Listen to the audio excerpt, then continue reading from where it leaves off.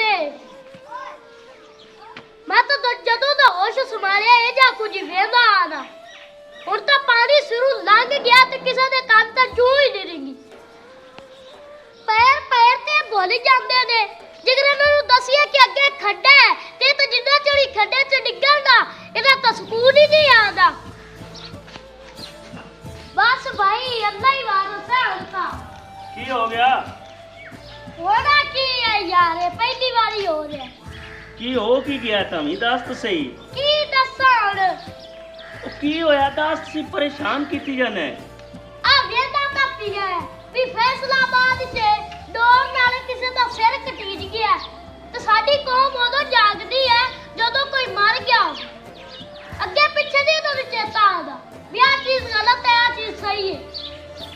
हुण आ वेख ले यार पुलिस भी खप गई गवर्नमेंट भी खप गई इन्हां नूं क्या भी हेलमेट कर लो ते कीता हुण भी 100 बंदा जिगर जांदा पिया ना ते किसे एक ने कीता उस हेलमेट बस पुत्र पता ही की है असी वो कौम है भी 4 दिन कोई हादसा पेश आंदा ना तुहानूं दिमाग 'च लियावांगे ते उहदे ते सोचांगे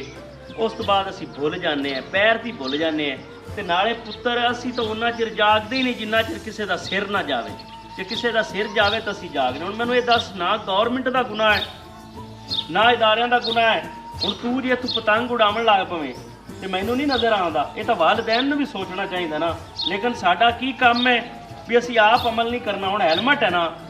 पहले हैलमेट नाल टंग लैंदे ने सेफ गार्ड दे जिसले वेख्या ना भी अगू चैकिंग वाले खड़े ने उसले हैलमेट सिर ते कर लिया अगा लंघ ते मुड़ फायदा साडा है जलील हो गए ने पुत्र जदों तक कौम च शऊर नहीं ना आंदा असी खुद नहीं ना जागांगे उदों तक साडा निज़ाम सही नहीं हो सकता सारियां छत्तां ते तां पुलिस वालियां ने नहीं ना चढ़ना या इदारियां ने छत्तां ते नहीं ना आना तो वालिदैन नूं पता होना चाहिए साडा बच्चा डोर लैके आंदा पिया वो कातल डोर नाल किसी का भी नुकसान हो सकता है पुत्र सानू खुद सोचना पवेगा जदों तक असी बतौरे कौम इनफरादी तौर पर नहीं ना सोचांगे उदों तक असी इजतमाही तरक्की नहीं कर सकते इजतमाही बेहतरी वाल नहीं जा सकते कतरे कतरे नाल दरिया बनता है मेरा पुत्र